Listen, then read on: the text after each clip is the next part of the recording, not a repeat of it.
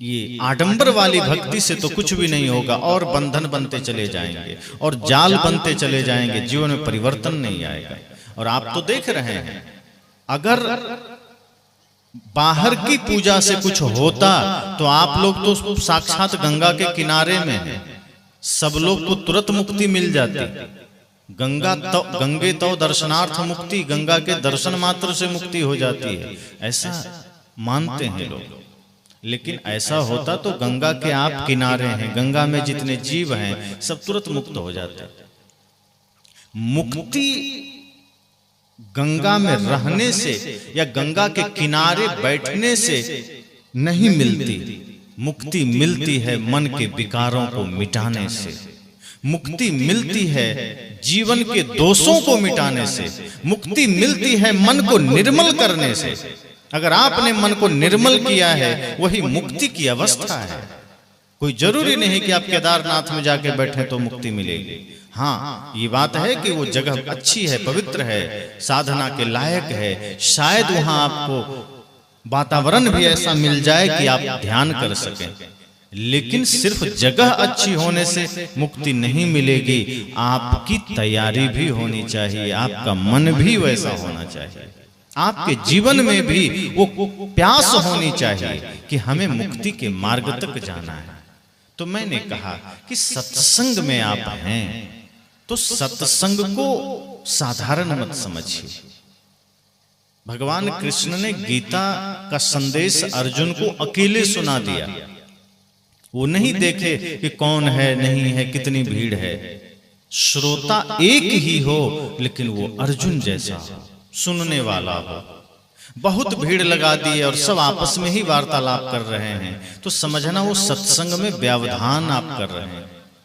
और संतों ने कहा है कि जैसे पहले के राक्षस होते थे तो यज्ञ विध्वंस कर देते थे, सत्संग में विध्वंस पैदा करते थे।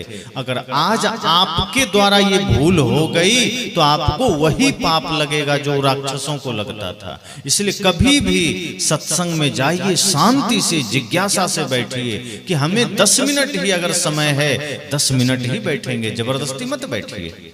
अगर आपके पास पर्याप्त समय है, श्रद्धा है, आप 2 घंटे बैठिए। लेकिन अगर लग रहा है कि नहीं हमें 10 मिनट बैठना है, शांति से बैठिए, साधक की भांति बैठिए, अपनी दृष्टि वक्ता की तरफ रखिए, चेतना एकाग्र रखिए, मन शांत रखिए और उन बातों को हृदयंगम करिए, उतारिए। और जब लगे कि हमें जाना है, शांति से चुपचाप उठ के निकल जाइए। आपके जाने और आने से किसी को व्यवधान ना हो, तब समझना आपने सत्संग में सहयोग दिया। इसलिए मैंने कहा कि संत बड़े ही बारीकी से उन लोगों को एक एक सवाल किया कि तुम स्वार्थ में प्रार्थना कर लिए, तुमने स्वार्थ में भगवान को घूस देने का वचन दे दिया और अब जब जहाज किनारे लग गया तो तुम्हारी प्रार्थनाएं रुक गई। तुमने जो लड्डू के वादे किए थे लड्डू भूल गए। अब तुम सब सोच रहे हो कि अब क्या चढ़ाना, अब तो किनारे लग गए। जैसे कई बार कोई आदमी कहीं फंस गया विषम परिस्थिति में तो भगवान से बड़ी बड़ी प्रार्थनाएं करता है कि प्रभु मुझे बचा लो। अगर तुमने बचा लिया तो मैं मंदिर बनवा दूंगा, तो प्रसाद बंटवा दूंगा, भंडारा करवा दूंगा। एक आदमी पेड़ पर किसी तरह चढ़ गया। अब ऊपर चढ़ तो गया जैसे तैसे, लेकिन ऊपर से जब नीचे देखा तो उसके तो हड्डी कांपने लगी। अब उतरेंगे कैसे, जैसे तैसे तो चढ़ गए। अब ऊपर से नीचे देखते ही घबराहट हो गई। अब वो सोचता है, हे प्रभु एक बार मेरे ऊपर कृपा कर दो, अगर मैं नीचे उतर गया 1 लाख रुपया अभी मंदिर में जाके दान करूंगा। अब आदमी को क्या लगता है कि मैंने भगवान से प्रार्थना की और थोड़ा हिम्मत किया कि अगर भगवान को मैंने 1 लाख का वचन दिया है तो हो सकता है मुझे कुछ नहीं होगा, मैं उतर जाऊंगा। तो धीरे धीरे प्रयास किया, हिम्मत आई क्योंकि लगा भगवान बचा लेंगे। अपना ही आत्मविश्वास जगा भगवान के नाम पर, भगवान तो क्या ही बचाएंगे। तो फिर धीरे धीरे वो नीचे आया।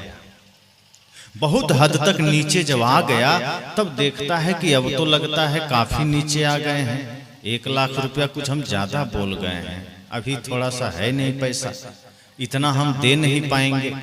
और वैसे भी भगवान को 1 लाख रुपए की क्या जरूरत है, उनको तो बहुत लोग चढ़ाता होगा। हम बोल गए उत्साह में, इतना नहीं हो पाएगा, भगवान क्षमा करना। 51,000 तो बिल्कुल चढ़ा देंगे अगर हम सही सलामत उतर गए तो। देखिए आधा उतरा नहीं कि भगवान से डिस्कस चलने लगा, बिजनेस बुद्धि, व्यापार वाली बुद्धि वहां भी चल रही है। उसके बाद संकल्प लिया कि भगवान क्षमा करना, 1 लाख तो नहीं, आपको वैसे भी जरूरत नहीं है, क्या करोगे, हम गरीब आदमी।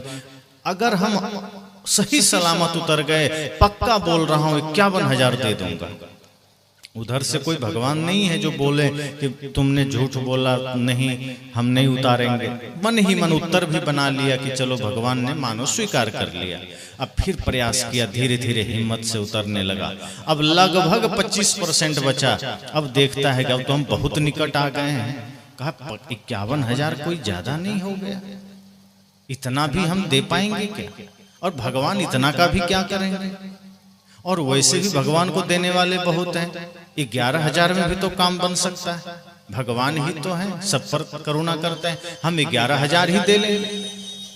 का भगवान क्षमा करना। जल्दी उत्साह में, डर में, भय में बोल गए 51,000, क्षमा करना, हम 11,000 पक्का आपको चढ़ा देंगे, कृपा करना हम सही सलामत उतर जाएं। फिर प्रयास किया, धीरे धीरे उतर गया। अब एकदम लगभग उतरने ही वाला था, आधा मतलब 10% बचा। तब कहता है 11,000 भगवान, इतना भी देना जरूरी है क्या? 1100 रुपया तो मैं बिल्कुल आपको दे दूंगा, ये 11,000 भी क्या लेना, क्या करना, आपको क्या जरूरत है? 1100 रुपया मैं दे दूंगा। अब जानता है आप गिरेंगे भी तो हाथ पैर थोड़ा सा टूटेगा, मरेंगे तो बिल्कुल भी नहीं, इसलिए रिस्क नहीं लिया। 11,000 की जगह 1100 रुपया उसने वचन दिया कि कहीं ऐसा ना हो कि हम बोल दें कुछ नहीं देंगे और हाथ पैर टूट जाए। तो उसने सोचा 1100 रुपया तो दे ही देंगे भगवान, ताकि भगवान भी 1100 के लालच में हमको बचा ले।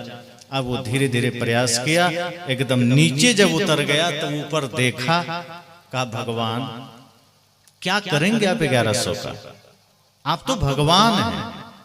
और एक बात कहता हूं भगवान, आज के बाद मैं ना इतना ऊंचा कभी चढ़ूंगा, ना मैं 1 रुपया आपको दूंगा, कोई मतलब नहीं, इसलिए जाओ। ये हमारी भक्ति होती है।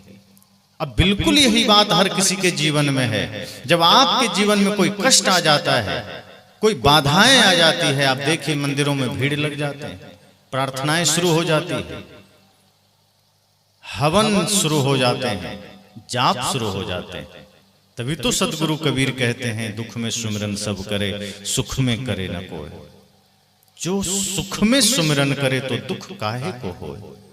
सुख के समय भी अगर आपने भगवान को स्मरण रखा, अर्थात गुरु को स्मरण रखा, गुरु के वचनों को, भगवान के वचनों को स्मरण में रखा, याद किया, तो जीवन में कभी दुख ही नहीं आएगा।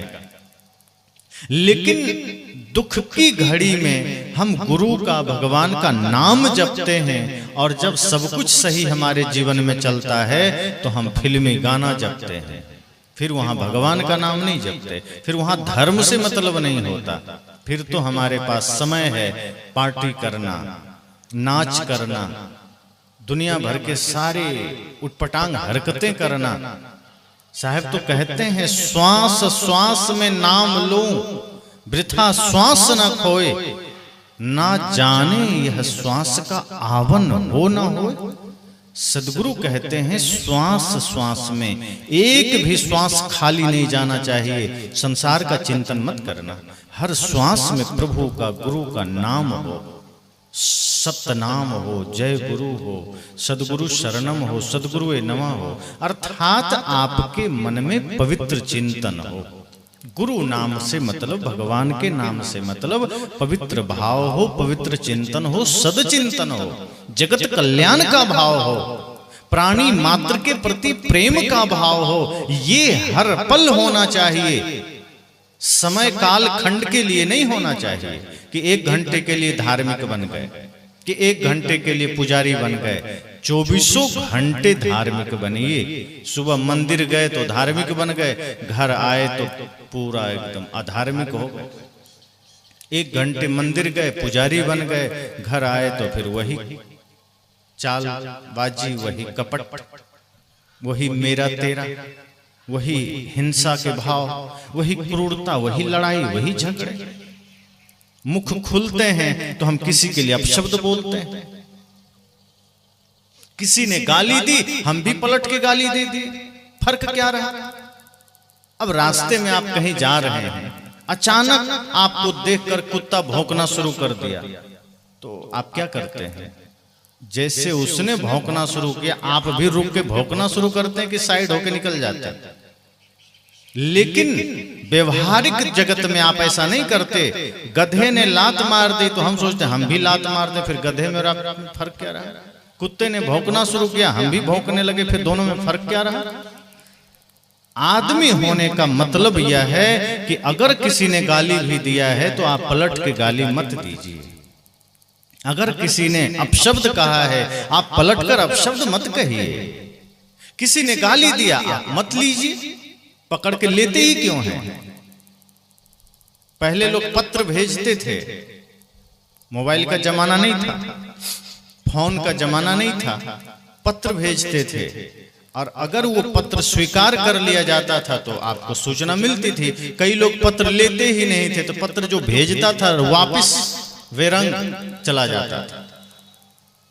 किसी ने आपको गाली दिया, आप स्वीकार कर लिए तो गाली आपके पास आ गई। कोई गाली दे, आप कहिए नहीं मुझे नहीं लेना, तुम्हारा गाली तुम्हारे पास। अब लेते ही क्यों है? अगर आप लेना बंद कर दें तो आपको गाली का जवाब गाली में देने की जरूरत नहीं है। लेकिन हमारे मान प्रतिष्ठा है, आदमी कहता है हम कमजोर थोड़े, किसी की हिम्मत कैसे हो गई गाली देने की? अरे भाई गाली लेते ही क्यों हैं आप? मत लीजिए ना, जिसकी वस्तु है उसी के पास छोड़ दीजिए। और कोई गाली भी देता है तो वो गाली आपको लगती नहीं है, वो आप लगा लेते हैं। जैसे ज्ञान के शब्द अगर गुरु हमें देते हैं तो उसे हम स्वीकार नहीं कर पाते हैं, जो करना चाहिए उसे हम छोड़ देते हैं। सत्संग में ही कि गुरुजी यहीं सुने यहीं झाड़ दिए, क्या करना ज्ञान को। लेकिन कोई गाली दे दिया तो हम गांठ बांध करके जन्म जन्म तक याद रखते हैं कि किसी ने गाली दिया था, किसी ने झगड़ा किया था। शुद्ध जीवन जीने का अर्थ यह है, सत्संग में आने का अर्थ यह है कि एक एक चीज पर सोचिए कि अगर कोई गाली भी दिया मत जवाब दीजिए, किसी ने आलोचना किया मत जवाब दीजिए। अगर भीतर क्रोध पैदा हो रहा है, इसका मतलब अभी हम धर्म से, पूजा से, सत्संग से दूर हैं। वो 1 घंटे के लिए हम धार्मिक हो गए। मंदिर में है तो भक्ति भाव में है, सत्संग में है तो भक्ति भाव में है, घर गए तो वही झगड़ा है, वही लड़ाई है, वही झूठ है, छल है। तो जीवन में समझना कि सत्संग भी एक तरह से बाहर बाहर ही चल रहा है। संत ने कहा कि तुम्हारी पूजा बाहर से चल रही है, तुम्हारा सत्संग बाहर से चल रहा है, तुम्हारी प्रार्थना बाहर से चल रही है, वो भीतर कहां प्रवेश किया? जिस दिन प्रार्थना भीतर प्रविष्ट हो जाएगी उस दिन स्वार्थ में कुछ भी नहीं होगा। अभी तो आप अपने बच्चे की सेवा भी स्वार्थ में करते हैं। अधिकांश लोग क्या सोचते हैं कि अगर मेरा बच्चा बढ़िया पढ़ लिख जाएगा, नौकरी पा जाएगा तो बुढ़ापे में मेरी सेवा करेगा, यही तो सोचते हैं। किसी ने ये सोचा कि वो करे न करे सेवा उसकी बात, मेरा फर्ज है, मेरा कर्तव्य है, मेरा धर्म है, हम उसको पढ़ा देंगे और मैं क्या पढ़ाऊंगा, उसका है, उसको दे देना है, मैं तो माध्यम हूं। अगर एक पिता या माँ ये सोच ले कि मेरे बेटे के प्रति जो मेरा कर्तव्य है मैं सिर्फ उसको निभा रहा हूं या हम उसको निभा रहे हैं, उसकी बात वो जाने, उसकी इच्छा हो करे सेवा, ना करे हमें कोई दिक्कत नहीं। जिस दिन आपने निस्वार्थ भाव से सेवा किया वो सेवा कभी भी विफल नहीं जाएगी, फिर बुढ़ापे में आपको रोना नहीं पड़ेगा। सेवक आपको तैयार मिलेगा, आपकी सेवा जरूर होगी। द्वार पर कोई भिक्षुक आया, आपने दान दिया और आपने सोच लिया भगवान देखो मैंने दान किया, इसका बढ़िया फल मुझे मिल जाए, अगर ये कामना कर लिया वो दान का फल वहीं खत्म हो गया। सदगुरु कहते हैं आप कुछ भी करिए, कामना मत करिए। यहां तो एक एक पूजा में हम कामना कर लेते हैं। ठीक से हम मंदिर भी नहीं जा पाते, हम पहले से ही सोच लेते हैं कि हम तो मंदिर जा रहे हैं, भगवान कृपा करना हमको वैकुंठ मिल जाए। यहां एक दिन भूखा आपको रहना पड़ जाए, आप उसको भी उपवास और व्रत मान लेते हैं कि चलो आज मैंने भूखा रह लिया, भगवान देखो कृपा करना। भगवान कृपा क्यों करेंगे? आप भूखे रह लिए, क्या हो गया भगवान को उससे? क्या उनको कोई लाभ मिल गया भगवान को जो आपको आशीर्वाद दे देंगे? कितने जानवर 5-5 दिन भूखे रह जाते हैं, क्या सबको कृपा बरस जाएगी? कोई जानवर नहीं कहता मैं व्रत रहा हूं, मैं उपवास रहा हूं। कितने जानवर हैं जो खाने को नहीं मिलते, हम तो रोज खा रहे हैं। और एक दिन किसी कारणवश हम भूखा रह भी लिए तो फिर भूखा कहाँ रहते, नींबू पानी दिए जा रहे हैं। बहुत कम लोग हैं जो बढ़िया तरीके से उपवास रह पाते हैं। कई लोग तो उपवास के नाम पर सिर्फ नमक का भोजन त्याग करते हैं, फल इतना खा लेते हैं कि 4 दिन ना खाए तो नहीं पचेगा, चलता रहेगा, लेकिन नाम हो जाएगा हमने व्रत कर लिया, हमने उपवास कर लिया। साबूदाने का खीर खा लेंगे, शरबत पी लेंगे, कुछ मीठा खा लेंगे, फल खा लेंगे। अब कुछ लोग हैं जो प्योर उपवास रह लेते हैं। इससे शरीर को लाभ तो है, लेकिन आपके भूखा रहने से ये कोई धार्मिक कृत्य नहीं हो गया कि भगवान खुश हो जाएं। भगवान खुश कब होते हैं? जब शरीर से मतलब नहीं है उनको, मतलब है जिस दिन आपका मन क्रोध से रहित हो जाएगा, जिस दिन आपका मन हिंसा से रहित हो जाएगा, अर्थात जब आपकी यात्रा हिंसा के मार्ग पर बंद हो जाए। यही तो कहा था बुद्ध ने अंगुलीमाल को, जब अंगुलीमाल ने कहा कि ठहर जाओ, तो बुद्ध ने कहा पलट करके कि मैं तो ठहर गया हूं, तुम कब ठहरोगे? अंगुलीमाल को हैरानी हुई कि चल तो ये रहा है, उल्टा मुझे कह रहा है ठहर जाओ, मैं तो रुका हुआ हूं। कूद कर सामने आया, कहा क्या बात कर रहे हो, चल तुम रहे हो, मुझे कह रहे हो तुम ठहर जाओ। बुद्ध ने कहा कि तुम्हें दिख रहा होगा मेरे कदम चल रहे हैं, ये शरीर चल रहा है, पर मैंने शरीर की बात नहीं की है, मेरा मन रुक गया है। अब मैं हिंसा के रास्ते पर नहीं हूं, अब मैं क्रोध के रास्ते पर नहीं हूं, अब मैं अन्याय के मार्ग पर नहीं हूं, अब मैं छल कपट चोरी हिंसा व्यभिचार के रास्ते पर नहीं हूं, अब मैं प्रेम के मार्ग पर हूं, अब मैं भक्ति के मार्ग पर हूं। लेकिन मैं तुम्हें देख रहा हूं कि तुम हिंसा के मार्ग पर दौड़े चले जा रहे हो, तुम कामना के मार्ग पर दौड़े चले जा रहे हो, तुम छल कपट के रास्ते पर दौड़े चले जा रहे हो। तुम बता तू कब रुकेगा?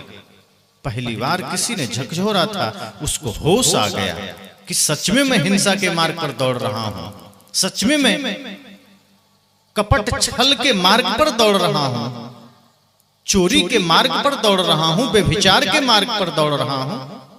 इसी तरह से हमारी भी यात्रा दिन रात छल कपट के रास्ते पर है, दिन रात कचड़े में हम जा रहे हैं। तो अगर आप चाहते हैं सच्चे अर्थ में उपवास हो जाए, सच्चे अर्थ में व्रत हो जाए, तो मन को साध लीजिए, इंद्रियों को वश में कर लीजिए।